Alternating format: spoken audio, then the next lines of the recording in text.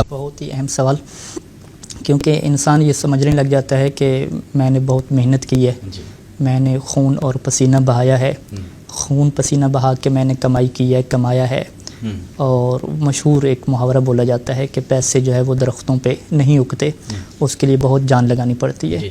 تو ایک انسان کے ذہن میں یہ تصور آ جاتا ہے کہ جب میں اپنی محنت سے کما رہا ہوں تو اب مجھے اختیار ہے، میں اس سے 5واں حصہ نکالوں یا 5واں حصہ نہ نکالوں۔ تو اب بجائے اس کے کہ ہم اپنی طرف سے کچھ جواب دیں، ہم چلتے ہیں امام علیہ السلام کی بارگاہ میں، اور میرے پاس اس وقت اصول کافی سے اور دیگر کے روایات میرے پاس موجود ہیں۔ تو امام رضا علیہ السلام کا دور ہے اور فارس کے تجار ہیں، فارس میں لوگ تجارت کرتے ہیں، بزنس کرتے ہیں۔ تو ایک تاجر نے امام علیہ السلام کو خط لکھا، اس میں امام علیہ السلام کو جب اس نے خط لکھا تو اس نے خط میں امام علیہ السلام سے یہ کہا کہ آپ کا حصہ ہے 5واں، تو آپ مجھے معاف کر دیں، اجازت دے دیں تاکہ وہ میں 5واں حصہ نہ نکالوں۔ تو امام علیہ السلام نے خط میں بسم اللہ الرحمن الرحیم جواب میں لکھا، اور پھر پہلا جملہ یہ لکھا کہ یہ جان لو کہ اللہ نے ہر عمل کے اوپر ثواب رکھا ہے، اور جو لوگ دل تنگ کرتے ہیں ان کے لیے غم اور پریشانی رکھ دی ہے۔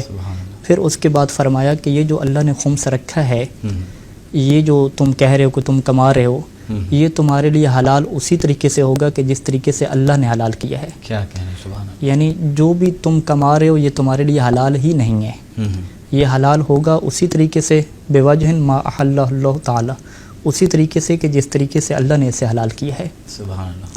تو اب جو ہے وہ اس تصور کو جو تاجر کے ذہن میں تھا کہ میں جب کما رہا ہوں تو یہ میرے لیے حلال ہونے چاہیے، لیکن امام نے کہا نہیں، یہ جو تم کما رہے ہو یہ تمہارے لیے حلال نہیں ہے، حلال اسی طریقے سے ہوگا کہ جو اللہ نے بتایا ہے۔ اور پھر یہاں پہ ایک اور روایت ہے امام علیہ السلام سے کہ امام علیہ السلام نے خمس کی آیت پڑھی، اور آیت پڑھنے کے بعد کہا کہ اللہ نے مومنین کے اوپر احسان کیا ہے۔ کیا احسان کیا ہے؟ کہ انہوں نے جو کمائی کی ہے 5 حصے، وہ 4 حصے مومنین کے لیے حلال کر دیے ہیں، اور 5واں حصہ اپنے لیے رکھ دیا ہے۔ یعنی امام یہ فرما رہے ہیں کہ جو تم کما رہے ہو یہ تمہارے لیے حلال ہی نہیں ہے، اور یہ اللہ کا احسان ہے کہ 4 اس نے تمہارے لیے رکھے ہیں اور 5واں اس نے اپنے لیے رکھ لیا ہے۔ تو اب اگر ہم اس میں غور و فکر کریں تو ہم یہ دیکھتے ہیں کہ انسان جو بھی کمائی کرتا ہے، ظاہری بات ہے وہ زمین پہ کمائی کرتا ہے، تو یہ زمین کس کی ہے؟ زمین اللہ تعالیٰ کی ہے۔ انسان جو اپنی طاقت اور قوت خرچ کر رہا ہے، وہ جسم کس کا دیا ہوا ہے؟ اللہ کی دی ہوئی ہے۔ وہ طاقت کس کی دی ہوئی ہے؟ اللہ کی دی ہوئی ہے۔ اپنے ذہن کو جو وہ استعمال کر رہا ہے، وہ ذہن کس کا دیا ہوا ہے؟ اللہ کا دیا ہوا ہے۔ ہر لمحے میں جو وہ سانس لے رہا ہے، وہ سانس کس کی دی ہوئی ہے؟ اللہ کی دی ہوئی ہے۔ جب سب کچھ اللہ کا انویسٹ کیا ہوا ہے، سب کچھ اللہ کا ہے، اور پھر انسان کہے کہ یہ سب کچھ میری اپنی محنت ہے، تو یہ بہت نا انصافی کی بات ہے۔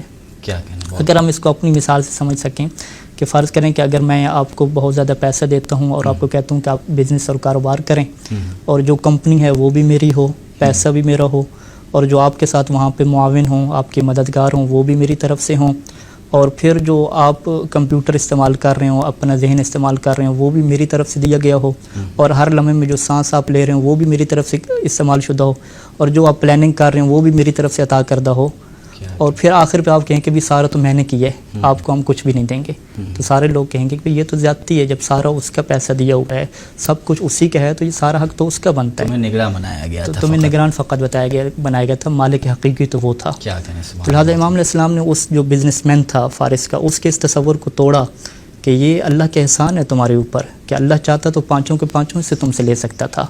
یہ بہت بڑا احسان ہے کہ 5 حصے تمہارے لیے 4 حصے حلال کر دیے، اور 5واں کیا ہے؟ اپنے رکھ دیا۔